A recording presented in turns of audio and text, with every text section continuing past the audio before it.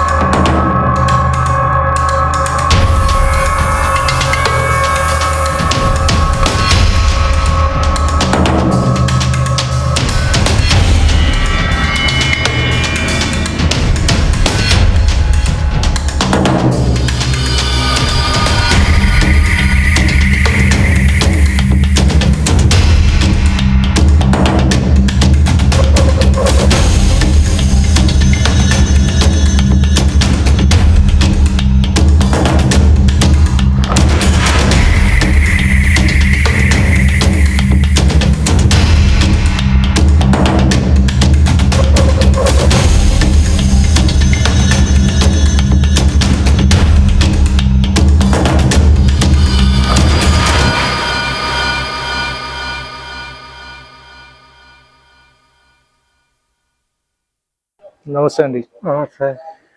మీ పేరండి? నా పేరు ప్రకాష్. ప్రకాష్, మీరు ఎన్ని సంవత్సరాల నుంచి ఇక్కడ? నేను గుడి కట్టించింది ఇప్పుడు దాకా నేనే ఉన్నాను. అంటే గుడి ఎప్పుడు, అంటే ఎప్పటి నుంచి, ఏ ఇయర్? 50 సంవత్సరాలు. 50 సంవత్సరాలు. 50 సంవత్సరాలు గుడి కట్టి. దానికన్నా ముందు కుళ్ళనే ఉండే. దానికన్నా ముందు కుళ్ళనే ఉండే.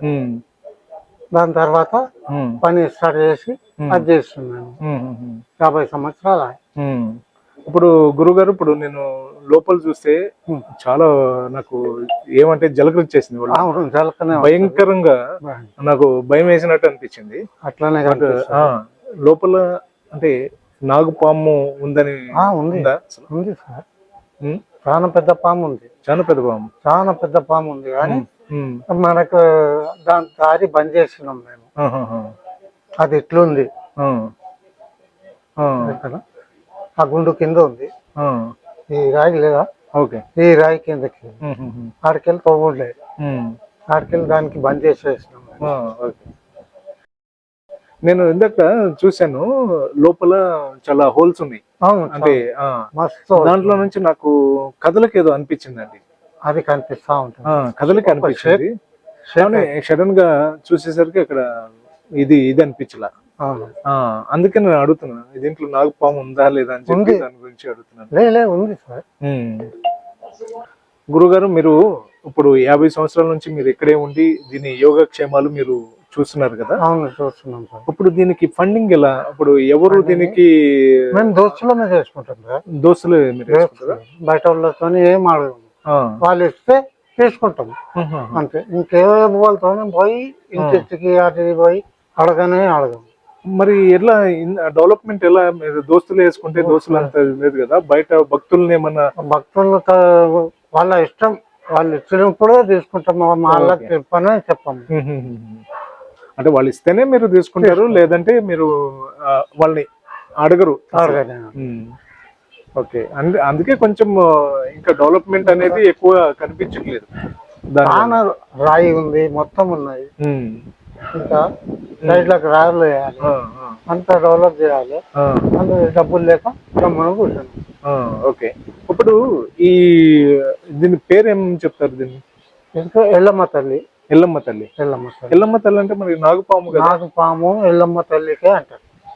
నాగుపాము ఎల్లమ్మ తల్లి అంటారు. ఎల్లమ్మ తల్లి అంటారు. నేను ఫస్ట్ టైం వింటున్నాను. ఎల్లమ్మ తల్లి. ఎల్లమ్మ తల్లి అంటారు. ఎల్లమ్మ తల్లి.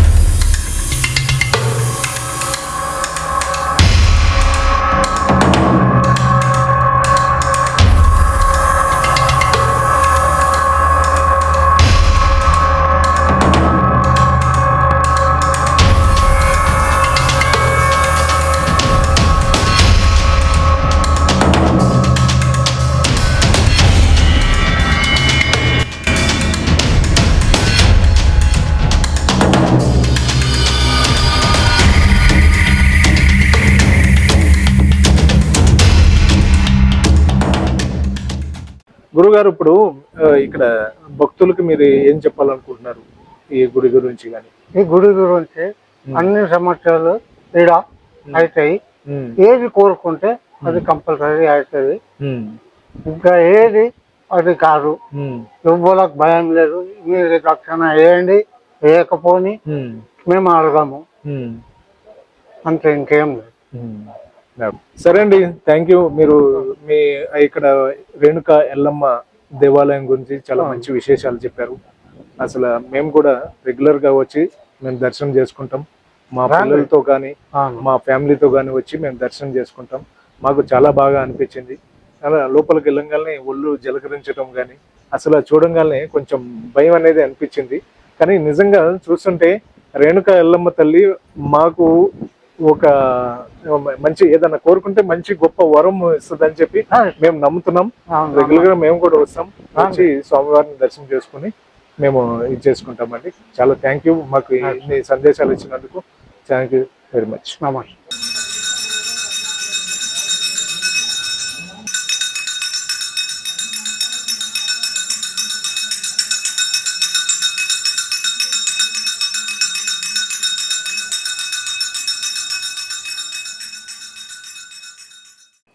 ఫ్రెండ్స్, చూశారు కదా ఈరోజు రేణుక ఎల్లమ్మ తల్లి వారి విశిష్టత గురించి గురువు గారిని అడిగి తెలుసుకున్నాం.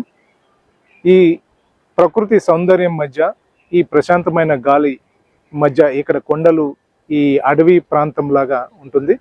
ఈ ప్రాంతంలో ఈ దేవాలయం అయితే ఉంది. ఇక్కడ వచ్చేసరికి ఇంకొక విషయం ఏంటంటే లోపల గర్భగుడిలో ప్రవేశం ఉచితంగా ఉంది. అక్కడ పూజలు కూడా ఉచితంగా అయితే చేస్తారు. ఏ ఒక్క రూపాయి కూడా వాళ్ళైతే ఆశించరు.